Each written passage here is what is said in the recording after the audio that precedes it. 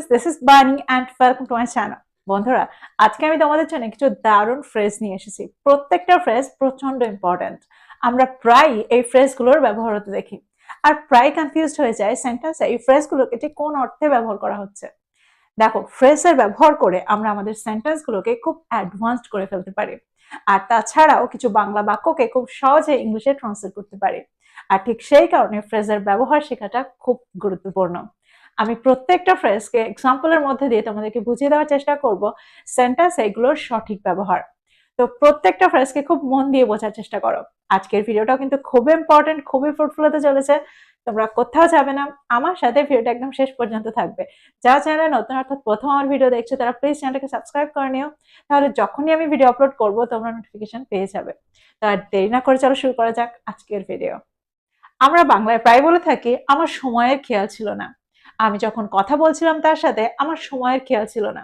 কাজটা করার সময় কখন যে সময় কেটে গেছে আমি বুঝতেই পারিনি। তো এরকম অর্থে আমরা সেন্টেন্স একটা দারুণ ফ্রেজের ব্যবহার করতে পারি। এখানে আমরা ব্যবহার করতে পারি I lost track of time. I lost track of time. Example দেখো, যদি আমি বলি একটা সিনেমা দেখতে দেখতে আমার সময়ের খেয়াল ছিল না, দ্যাট মিনস সময় কখন এতটা হয়ে গেছে আমি বুঝতেই পারিনি। সেন্টেন্সটা কি হবে? I lost track of time while watching a movie. I lost track of time while watching a movie. একটা এক্সাম্পল দেখো, আমরা প্রায় বলে থাকি খেলতে খেলতে তার সময়ের খেয়াল ছিল না। দ্যাট মিনস সে কখন সময়ের খেয়াল হারিয়ে ফেলেছে সে বুঝতেই পারেনি। তো খেলতে খেলতে সে সময়ের খেয়াল হারিয়ে ফেলেছিল। তো সেন্টেন্সটা কি হবে? He lost track of time while playing. He lost track of time while playing. বা আমরা এটা বলতে পারি he lost track of time while playing games. তোমরা বুঝতে পারছো সেন্টেন্সে আমরা এই ফ্রেজটাকে ঠিক কিভাবে ব্যবহার করছি। যদি আমি বলি প্রকল্পটিতে কাজ করতে করতে সে সময়ের খেয়াল হারিয়ে ফেলেছিল, সেন্টেন্সটা কি হবে? He lost track of time while working on the project. He lost track of time while working on the project. একটা এক্সাম্পল দেখো, যদি আমি বলি আলোচনার সময় তারা সময়ের খেয়াল হারিয়ে ফেলেছিল, they lost track of time during the discussion. They lost track of time during the discussion. তো আমার মনে হয় এতগুলো সেন্টেন্সের মধ্যে দিয়ে তোমরা বুঝতে পারলে সেন্টেন্সে আমরা এই ফ্রেজটাকে ঠিক কিভাবে ব্যবহার করছি। খুব সহজেই আমরা যখন বলবো, আমরা যখন অর্থ করব যে সময়ের খেয়াল হারিয়ে ফেলেছিলাম, তখন আমরা সেন্টেন্সে এই ফ্রেজটা ব্যবহার করতে পারি। আমি বুঝতেই পারিনি যে সময় এতটা হয়ে গেছে, সময় কখন চলে গেছে। তো এরকম অর্থে আমরা সেন্টেন্সে এই ফ্রেজটা ব্যবহার করতে পারি। এবার আমরা দেখবো এর পরের ফ্রেজটা।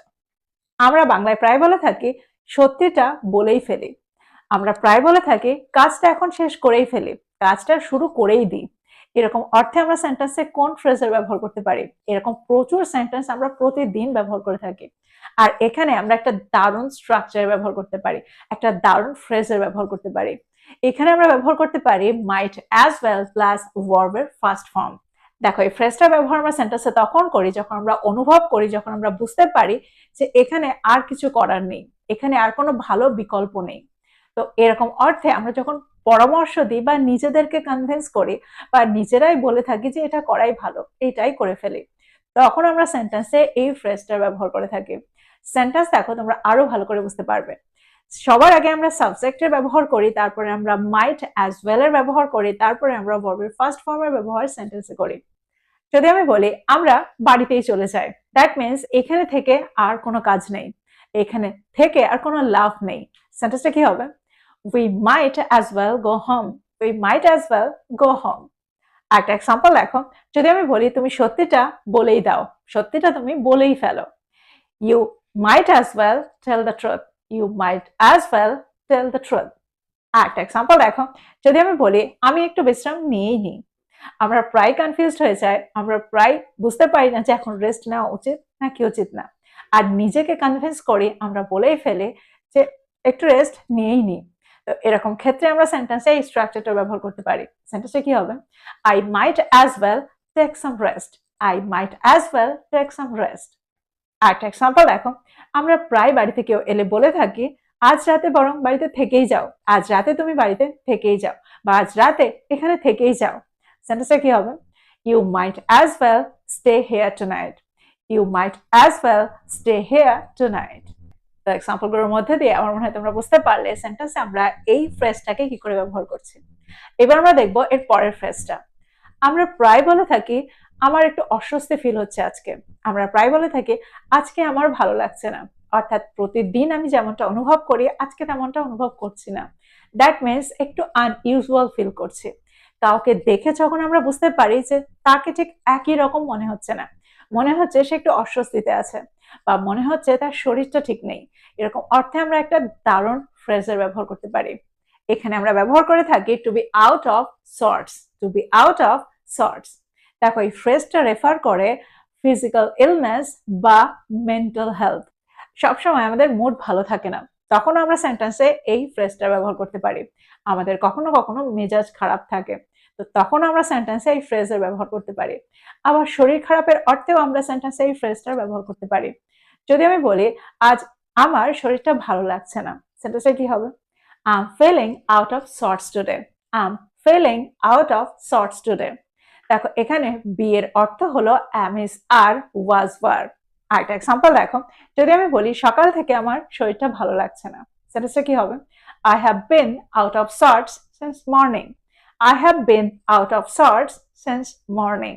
তো তোমরা বুঝতে পারলে সেন্টেন্সের শরীর খারাপের অর্থে অস্বস্তি ফিল হচ্ছে, শরীর খারাপ লাগছে, এরকম অর্থে আমরা সেন্টেন্সে এই ফ্রেজটা ব্যবহার করতে পারি।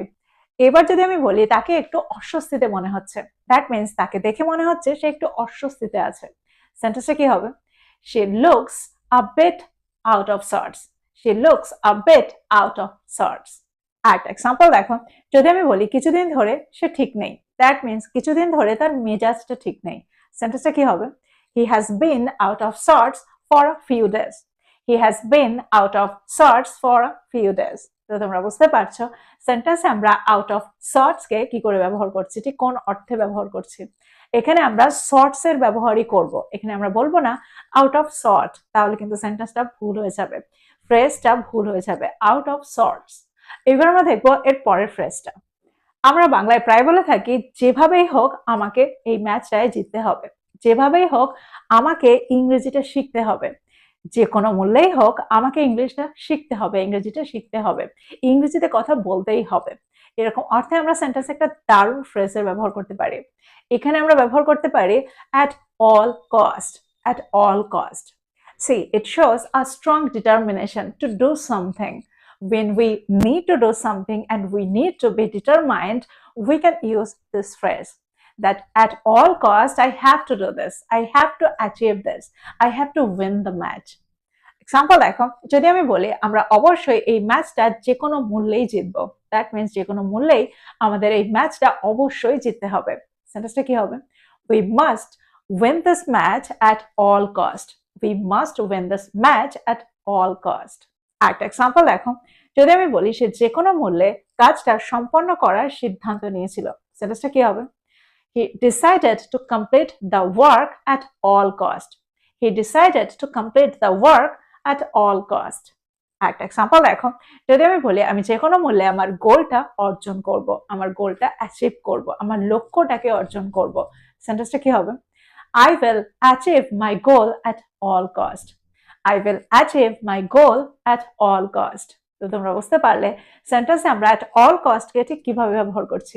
দেখো এই ফ্রেজটা ঠিক অপোজিট আর একটা ফ্রেজ রয়েছে, অর্থাৎ আমরা যখন বাংলায় বলে থাকি কোনোভাবেই নয়, এই সিদ্ধান্তটা কোনোভাবেই ঠিক ছিল না, এই কাজটা কোনোভাবেই সহজ নয়, ইংরেজি শেখাটা কোনোভাবেই খুব একটা সহজ নয়, এরকম অর্থে আমরা সেন্টেন্সে একটা দারুণ ফ্রেজের ব্যবহার করতে পারি। এখানে আমরা ব্যবহার করতে পারি by no means, by no means. Example দেখো, যদি আমি বলি এই কাজটা কোনোভাবেই সহজ নয়, this task is by no means easy. This task is by no means easy. ঠিক একইভাবে যদি আমি বলি এই কাজটা কোনোভাবেই সহজ ছিল না, দ্যাট মিনস সেন্টেন্সটাকে আমি পাস্ট টেন্সে নিয়ে যাচ্ছি, সেন্টেন্সটা কি হবে? This task was by no means easy.